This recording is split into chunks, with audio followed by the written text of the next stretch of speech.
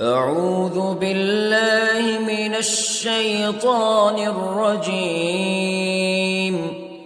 بسم الله الرحمن الرحيم.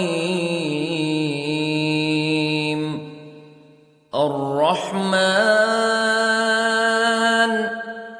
علم القرآن خلق الإنسان علمه البيان.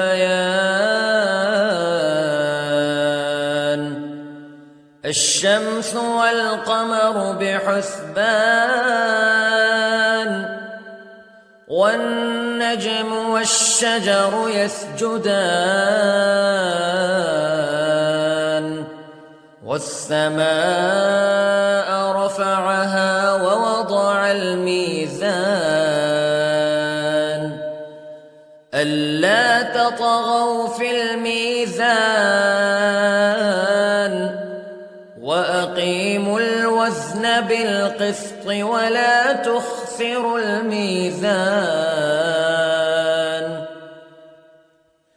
والأرض وضعها للأنام فيها فاكهة والنخل ذات الأكمام والحب ذو العصف والريحان فبأي آلاء ربكما تكذبان. خلق الإنسان من صلصال كالفخار وخلق الجان من مارج من نار فبأي آلاء ربكما تكذبان. رب المشرقين ورب المغربين فبأي آلاء ربكما تكذبان. مرج البحرين يلتقيان بينهما برزخ لا يبغيان فبأي آلاء ربكما تكذبان. يخرج منهما اللؤلؤ والمرجان فبأي آلاء ربكما تكذبان. وله الجوار المنشآت في البحر كالأعلام فبأي آلاء ربكما تكذبان. كل من عليها فان ويبقى وجه ربك ذو الجلال والإكرام فبأي آلاء ربكما تكذبان. يسأله من في السماوات والأرض كل يوم هو في شأن فبأي آلاء ربكما تكذبان. سنفرغ لكم أيها الثقلان فبأي آلاء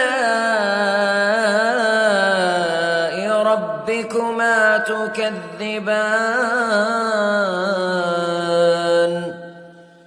يا معشر الجن والإنس استطعتم أن تنفذوا من أقطار السماوات والأرض فانفذوا لا تنفذون إلا بسلطان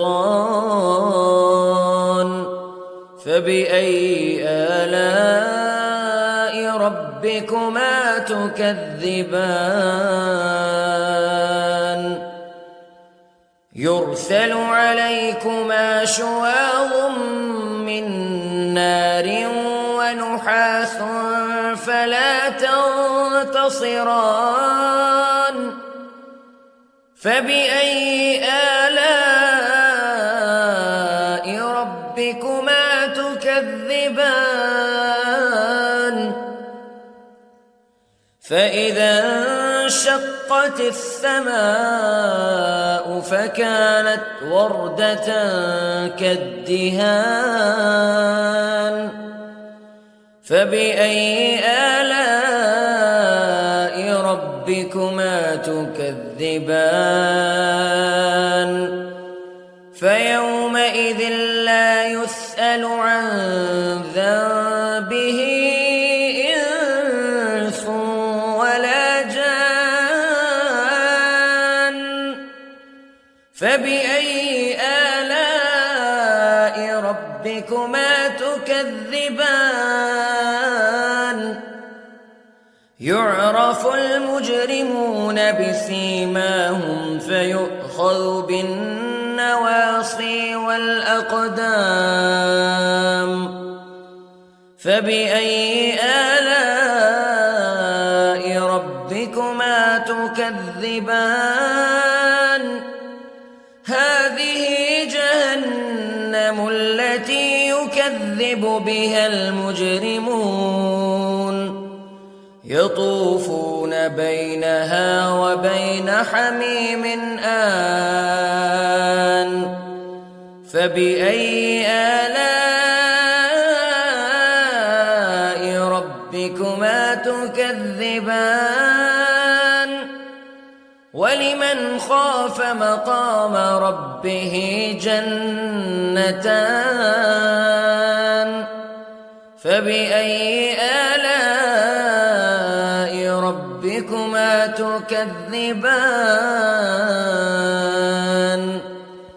ذواتا أفنان فبأي آلاء ربكما تكذبان فيهما عينان تجريان فبأي آلاء ربكما تكذبان فيهما من كل فاكهة زوجان فبأي آلاء ربكما تكذبان متكئين على فرش بطائنها من استبرق وجنى الجنتين دان فبأي آلاء ربكما تكذبان فيهن قاصرات الطرف لم يطمثهن إنس قبلهم ولا جان فبأي آلاء ربكما تكذبان كأنهن الياقوت والمرجان فبأي آلاء ربكما تكذبان هل جزاء الإحسان إلا الإحسان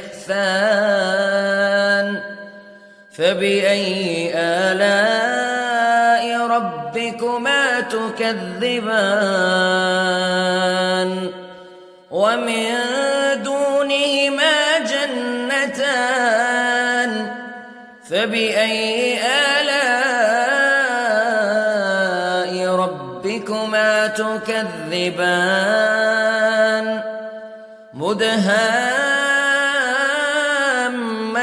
مدهامتان فبأي آلاء ربكما تكذبان فيهما عينان نضاختان فبأي آلاء ربكما تكذبان فيهما فاكهة ونخل ورمان